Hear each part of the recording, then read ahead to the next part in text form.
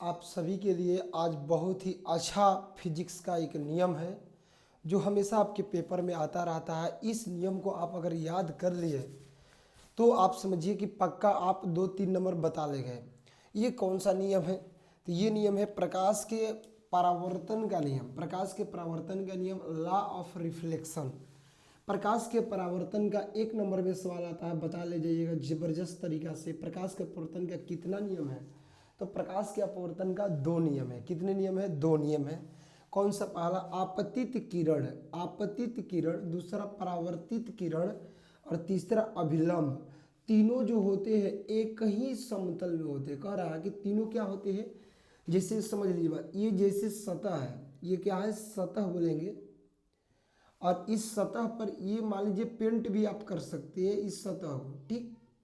इस पर जो किरण पड़ेगा इसको बोलते हैं आपतित किरण। इसको क्या बोलेंगे? आपतित। और ये जो टकरा कर लौट जाएगा इसको बोलेंगे परावर्तित। क्या बोलेंगे इसको? परावर्तित। और बीच में आप जो खींच देंगे इसे कहते हैं लंब, क्योंकि ये 90 डिग्री पर खींचा गया है। कौन डिग्री पर है? 90 डिग्री पर। तो ये हो गया एन से लंब हो गया, ए से लेकर ओ तक हो गया आपतित किरण, ओ से लेकर बी तक हो गया परावर्तित किरण। तो आप बताइए, ये सतह के ऊपर एगो तल है और सतह के नीचे 2 तल है। जैसे मान लीजिए सतह है, ऐसे रेखा खींच दिए तो एक ऊपर तल बन गया, एक नीचे तल बन गया। तो आप बताइए, ये आने वाली किरण को आ रहा है, तो आ से आने वाली, तो आने वाली को कहते आपतित, जाने वाला के पर माने पराया, जो जाता है उसे परावर्तित कहते हैं। और जो सीधे 90 डिग्री पे खींचते हैं उसे लंब कहते हैं। तो आप लोग बताइए, आपतित किरण, परावर्तित किरण और अभिलंब, एन से नॉर्मल, अभिलंब, तीनों क्या है? एक ही तल समतल में है कि अलग अलग समतल में है? तो तीनों एक ही समतल में है। तीनों क्या है? एक ही समतल में होते हैं। तो आपका जबरदस्त याद हो गया। प्रकाश के परावर्तन का पहला क्या नियम है?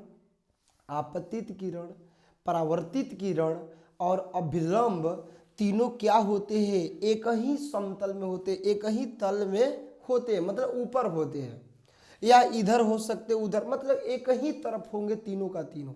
ये तीनों जो है ना, ये समझिए कि तीनों डाउन है एकदम। तीनों रहेगा तो एक ही तरफ भाई रहेगा, क्योंकि इसको एकता बनाना है। तो आपतित, परावर्तित और अभिलंब तीनों एक ही तल में यानी एक ही ओर होते हैं।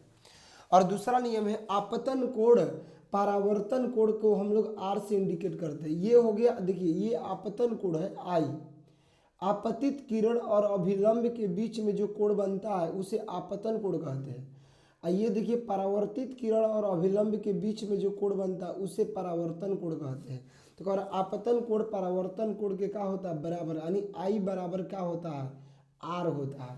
तो ये जबरदस्त प्रकाश के परावर्तन का कितना नियम है? 2। तो आप बताइए, क्या आपको याद हो गया? आपतित, परावर्तित और अभिलंब तीनों क्या होते हैं? एक ही तल, एक ही तरफ होते हैं, एक ही परिवार में होते हैं, अलग अलग नहीं होता। संस्कृत तीनों तीनों एक ही में होता है। और ये क्या है कि आई बराबर आर होता है। जितना आई बनेगा उतने आर बनेगा, यानी आपतन कोण परावर्तन कोण के क्या होता है? बराबर होते हैं। तो इसे जबरदस्त याद कर लीजिए, 2 नंबर बता ले जाएंगे।